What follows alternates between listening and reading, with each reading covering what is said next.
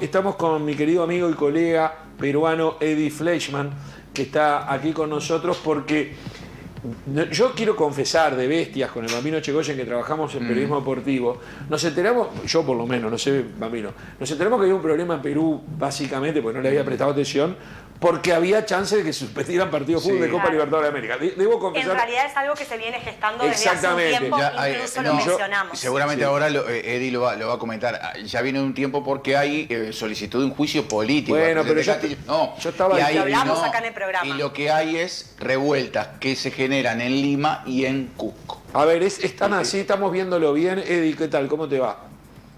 Hola, ¿cómo estás, Sergio? Un placer saludarte a ti, a toda la audiencia, a tus compañeros en el panel. Bueno, hay un descontento generalizado en el país por la absoluta incompetencia de un gobierno improvisado, incapaz, con serias acusaciones, graves acusaciones de corrupción, y que ante esa incompetencia, luego de algunos brotes de protestas, siendo el presidente de la República un ex sindicalista del sector educación, acusó de delincuentes a los sindicalistas de los sindicatos de transportistas, acusó de haber sido pagados por sectores, y esto generó una inflamación en todos los sindicatos en todo el país por la molestia, por los aumentos del precio de los combustibles, por la escasez que empieza a haber, por la falta de respuestas de un gobierno absolutamente fallido, incompetente, repito, y que ha puesto al país en las últimas horas en vilo, porque ayer inclusive ha habido una multitudinaria manifestación que llegó hasta las puertas del Congreso de la República, y hay una sola voz: que renuncie el señor Castillo, presidente de la República. Perdóname, Eddie, ¿cuánto juega en esto? Disculpame que yo sea desconfiado a la distancia, porque cada uno vive las cosas internamente, pero ¿cuánto juega acá la política interna y esa dicotomía izquierda-derecha? Y ¿cómo funciona eso? Este es un gobierno muy sonado, digamos, que se habló mucho en América sobre el candidato ganador.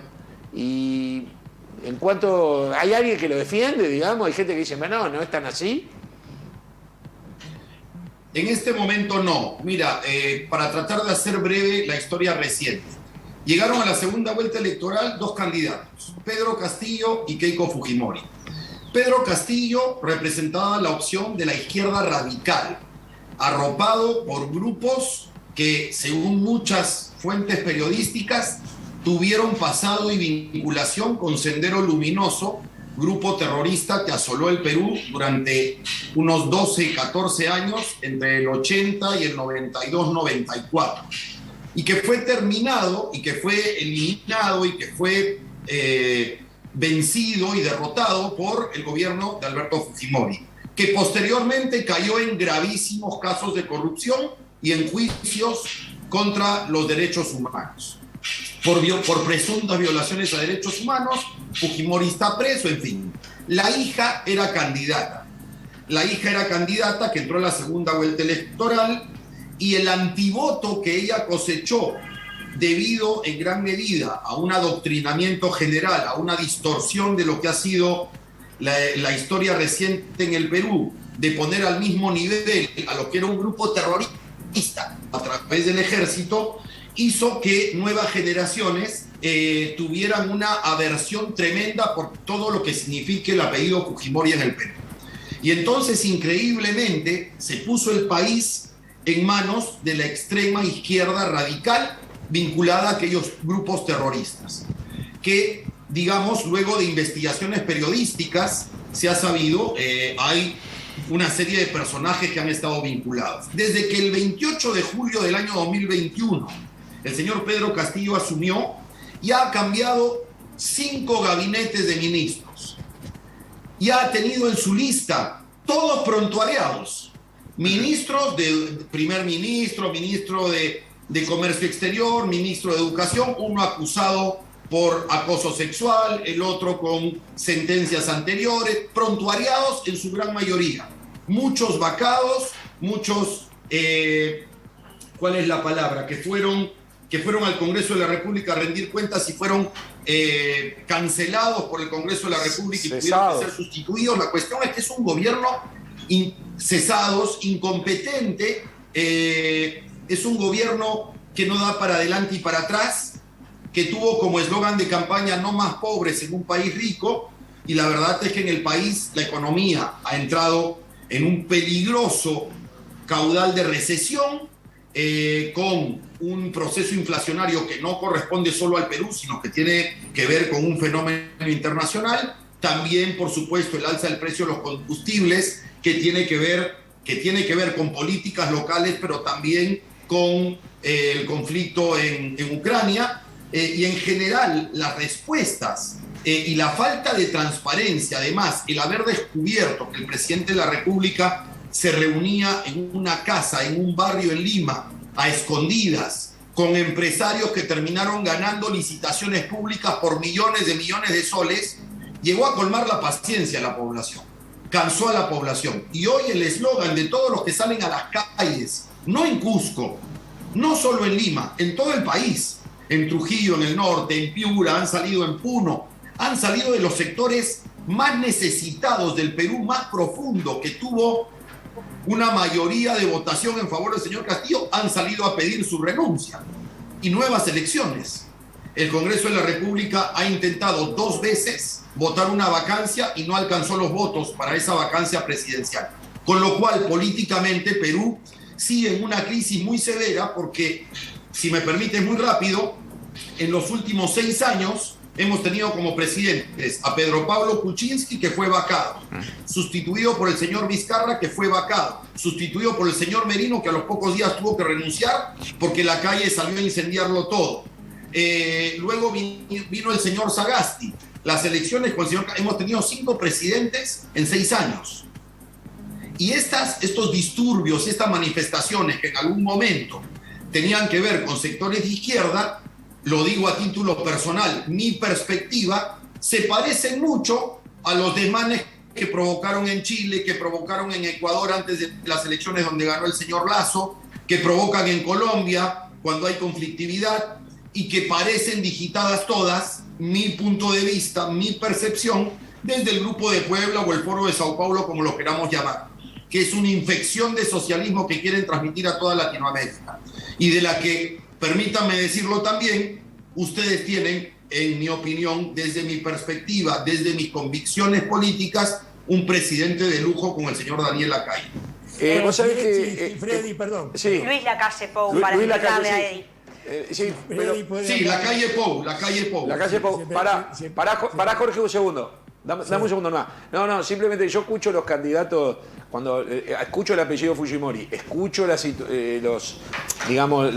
que pasó hasta el momento con Castillo, y digo, la verdad, no hay a quien votar, y encima con todo está caótico. Llegando con un porcentaje Perú. bajísimo, además. Sí, está caótico. Te escuchamos, Jorge, tenés a Eddie también para charlar, y también tenemos preguntas acá. Con el mayor de los respetos sonrío porque me divierte. Yo sigo atentamente la política internacional, o sea que te puede sorprender lo que yo conozco de Perú. Entre lo que nombraste, vacante, o sea que lo sacaron, ¿no? Para que los uruguayos entiendan. Hay también un expresidente que se suicidó. Perú y casi todos los últimos presidentes pasaron por una observación de la corrupción, casi todos. Creo que no se salvó ninguno. De acuerdo. No, pero no iba a ir. Después te voy a hacer una puntualización, pero es pequeña. Va a una pregunta. Esto viene sucediendo hace años en medio de uno de los países de América Latina que está en mejor situación económica. Hay una contradicción ahí. Total. Perú es un país que está en una situación económica más o menos válida para lo que es Latinoamérica en este momento. Pero esa fragmentación fue lo que posibilitó que con un 19-20% de los votos Castillo saliera presidente de Perú. Keiko Fujimori sacó 13, 14, 15. O sea, el 32% de la población peruana decidió quiénes iban a ir al balotaje. Lo cual ya de entrada sabíamos que iba a ser casi imposible, un país convulsionado como es Perú, en medio de grandes contradicciones, que alguien que tenía el 19% pudiera se van adelante en una presencia más o menos respetable. Hubiera pasado lo mismo con Keiko, que tenía un poquito menos. Entonces, la fragmentación esa que tiene Perú, ¿en qué grado está incidiendo en la realidad política que vive actualmente Perú?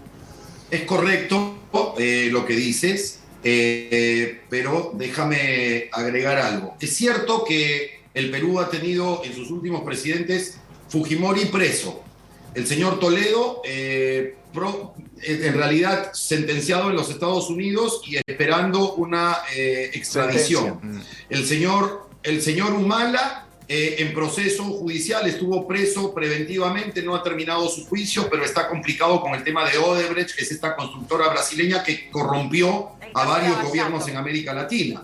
Así es, todo el caso Lava Jato.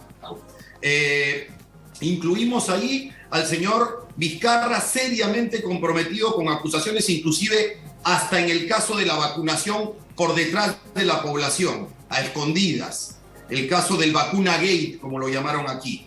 Después, y entonces, efectivamente hemos tenido una sucesión de mandatarios, todos vinculados con corrupción. El tema está aquí en las políticas de Estado. En las políticas de Estado, porque uno puede tener individuos corruptos que tienen que pasar por la justicia. Pero el Perú no creció en sus 200 años de historia, no creció como creció con la Constitución desde el año 93, que le da autonomía al Banco Central de Reserva, que apuesta por una economía social de mercado, no creció más y no redujo pobreza nunca como entre los años 2005 y 2018. Y entonces, cuando han venido exacerbándose permanentemente desde las campañas, diferencias, sembrando distancia, sembrando odio, enfrentando a la gente provincia contra Lima, blancos contra no blancos, empresarios contra trabajadores, burgueses contra proletarios. Divide y vencerás. Pero también esa es una realidad del Perú, Eddie, que es histórica. Es correcto, pero la manera de reducir pobreza es la generación de empleo. Es la generación de un clima macroeconómico que genere confianza para la inversión. El Perú es un país minero y sin embargo el gobierno ha torpedeado la labor de las minas cuando los metales están en sus máximos históricos. El Perú es un país de turismo y sin embargo teníamos un candidato a la presidencia que hablaba de hacer turismo no lucrativo. O hablábamos de un candidato a la presidencia que decía que había que tumbarse al Tribunal Constitucional, que es la garantía del cumplimiento de la Constitución. Un candidato que decía que pertenecía a un partido marxista, leninista, mariateguista. Estamos hablando de comunismo. Y que no han podido aplicar porque la Constitución no lo permite y porque el Congreso de la República, con todos sus defectos, ha servido de contrapeso. Bueno, esos sectores llaman al Congreso de la República golpista y obstruccionista, desconociendo la esencia la esencia de la democracia, porque la democracia es equilibrio de poderes. Eddie, muy cortito la última de Nadia, porque ya no fue tiempo y ya tenemos... Bueno, en realidad tenía varias preguntas porque es un tema de Perú. Lo sigo de cerca también. ¿Se estima que hay un 80% de trabajo en la informalidad en el Perú? Es correcto, Tremendo. 70%. Eso hay que arreglarlo. Claro, entonces... No se puede, no. No hay país que avance. Tremendo. Entonces, nos encontramos con que cuando llegó la pandemia, se pedía al Estado servicios de salud cuando solo el 30% contribuye y 70% no, pero todos quieren ser atendidos. Claro, también y además se acusaba al sector privado de ser abusivo cuando el sector privado cobra por sus servicios, porque son empresas privadas también las clínicas. Entonces, hay toda una contradicción entre un Estado que pretende ser formal, pero tiene 70% de informalidad. Una pena, un país bellísimo como Perú. Seguro. Pero para ir cerrando, esta tiene que ver con tu profesión como periodista deportivo, ya que estamos. ¿Qué pasó que se había suspendido el partido Flamengo Sporting Cristal y al final se jugó? Hoy juega River Argentino. Digo, es solo como un tema turístico tal vez. ¿Se pueden jugar los partidos? ¿No se pueden? ¿Qué pasó? Sí. Bueno, ayer se jugó el Cristal Flamengo. Lo que sucede es que tras los desmanes y la violencia, en la noche del lunes, El presidente dictó una inmovilización total de la población de Lima por 24 horas. Después, bueno, por supuesto, nadie le hizo caso. Es un presidente que perdió legitimidad. El país no le hace caso, no acata sus decisiones. La gente salió. Más tarde levantaron esa inmovilización y por lo tanto se le dio luz verde al partido, pero sin público, Cristal Flamengo. Hoy sí se juega con público, Alianza contra River Plate. No está corriendo lo que vendría a ser una especie de toque de queda. Era un toque de queda y Castillo firmó para quitarlo. Seguro. Pero un toque de queda, pero es increíble porque lo decían aquí. En los 80 había toque de queda para proteger a la población del terrorismo y ahora pareciera haber un toque de queda para que los vinculados a esos grupos se protejan de la población. Eddie, ¿te imaginás que estás generando mensajes de todo tipo acá internamente? Porque hay un perfil tuyo que obviamente es válido, vos decís, vos, es mi opinión, y armás un tole-tole en gente que a la distancia tampoco no siempre están informados. Nos gusta, esos tole-toles que nos gustan. A nosotros nos gusta. Solamente te quiero decir algo. Yo tengo para hablar con Eddie 25 preguntas. No, pero hoy no va a ser. Pero yo estoy a disposición cuando quieras, así que... No tenemos tiempo, Eddie. Sí, hoy no, pero lo vamos a volver a llamar. Pero en otros espacios. Cuando quiera, cuando quiera. Lo vamos a volver a llamar a Eddie, porque está lindo para debatir. Solamente te quiero decir algo, Eddie, porque yo sé que estás muy preocupado. La pelota no entró.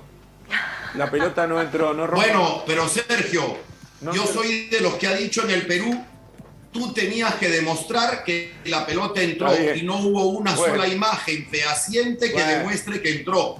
Por lo tanto, yo soy de los que aquí siempre dijo, no fue gol. Yo te quería pelear un poco y no lo logré. Y después no pudo salir a la calle en Perú, Eddie. El pobre Eddie. Hoy que no salga, le recomendamos quedarse en su casa. Eddie, te mandamos... No puede salir. Eddie, quédate. No, está bien. Y no por la política, sino por el fútbol, eso es lo peor. Pero lo quería pelear con eso. Bueno, Eddie, te mando un abrazo. En serio, capaz que en esta misma semana te volvemos a llamar o en los primeros días de la semana que viene para actualizar y para charlar muchas más cosas. Hoy surgió a último momento a raíz de todo esto y no estaba previsto el contacto y por lo tanto no tenemos tanto tiempo como otras veces. Te entiendo, Sergio, te entiendo. Y por último, les recomiendo, escuchen si pueden la conferencia de prensa que dio hoy Ricardo Gareca aquí en el Perú. Porque cada vez que habla le da una lección a toda la sociedad peruana. Muy bien. De lo que es abandonar el victimismo, la victimización y adoptar una cultura de superación permanente. ¿Es un exfutbolista? Sí, Gareca es el técnico de la selección de Perú. Técnico de la selección de Perú. ¡Es argentino! Sí. Tal vez algo parecido le escuché a Martín Lazarte, uruguayo técnico de Chile. Después lo hablamos. Te mando un abrazo, Eddie. Un abrazo para todos ustedes y gracias por la invitación. Un abrazo.